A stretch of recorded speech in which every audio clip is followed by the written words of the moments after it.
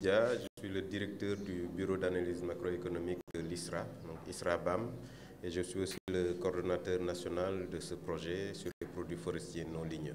Voilà, une petite présentation d'abord de ce projet, et ensuite, après 3 ou 4 ans, n'est-ce pas, en tout cas de va-et-vient dans les différentes localités du pays, tout le baobab, et quels sont les résultats successivement que vous avez publiés ici. D'accord.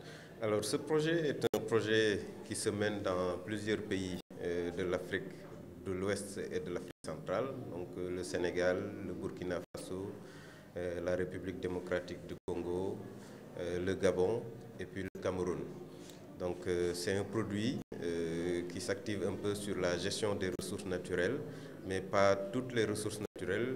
C'est particulièrement un projet qui s'intéresse sur les produits forestiers non ligneux.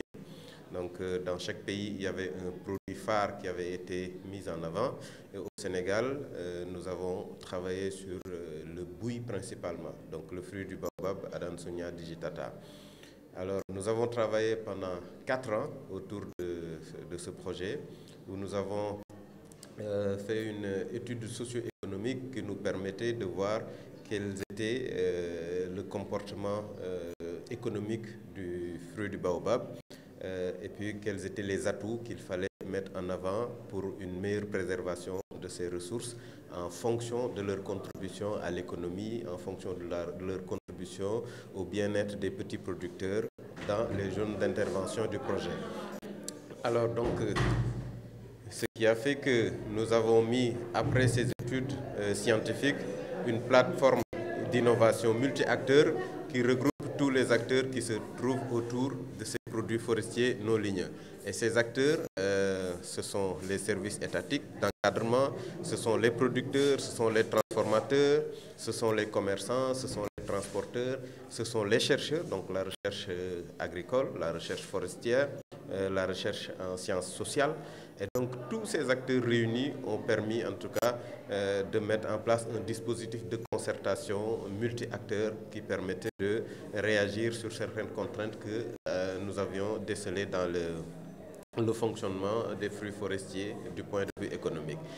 Et en fonction de cela, donc, nous avons pu proposer des solutions innovantes qu'on appelle un peu des options politiques et stratégiques. Et parmi ces options politiques et stratégiques, c'est un peu les politiques de gestion de ces produits forestiers non ligneux.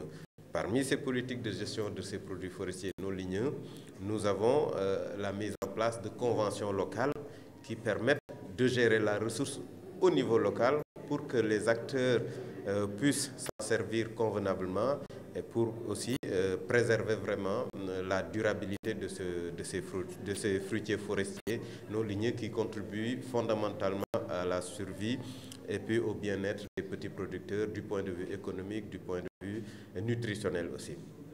Alors, la dernière étape, en tout cas, c'est d'avoir formulé des options à défendre auprès des décideurs politiques. Et ces options à défendre auprès des décideurs politiques permettent en tout cas d'alimenter le nouveau code forestier qui est en cours de préparation au plus haut sommet.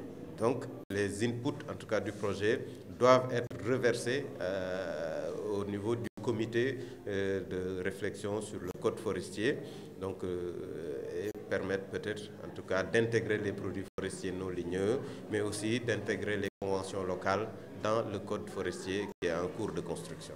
Parallèlement au préparatif de ce code forestier, est-ce que vous avez sensibilisé également les producteurs sur la domestication du baobab, qui va devenir rapporter beaucoup de choses? Oui. Oui, en fait, cela a été même une demande de la plateforme. Et la plateforme est composée un peu majoritairement de producteurs. Ils ont demandé à voir comment raccourcir le cycle de baobab. Le cycle de baobab, il est naturellement de 20 ans, très long. La recherche, donc les innovations technologiques ont permis de raccourcir ce cycle à 6 ans. Alors, pour le faire, il faut des techniques de greffage horticole. Et la demande, en tout cas, des producteurs était de comprendre comment faire comment cette technologie fonctionne, comment faire pour domestiquer ce produit. Et ce qui a été fait, c'est que nous avons formé les acteurs, notamment les eaux et forêts et puis les SDDR qui étaient un peu dans la zone, plus les acteurs qui le désiraient. Donc nous les avons formés aux techniques de greffage horticole du baobab. Et cela a permis en tout cas d'avoir des sessions intéressantes qui sont même en train d'être démultipliées par la plateforme dans l'ensemble de la région sud du Sénégal, Kolda, Ziguinchor, Tambacounda, Kédougou. Donc toute cette partie est en train de bénéficier en tout cas de cette technique qui a été vraiment une forte demande des producteurs. Si vous n'avez pas de questions, on passe à la question.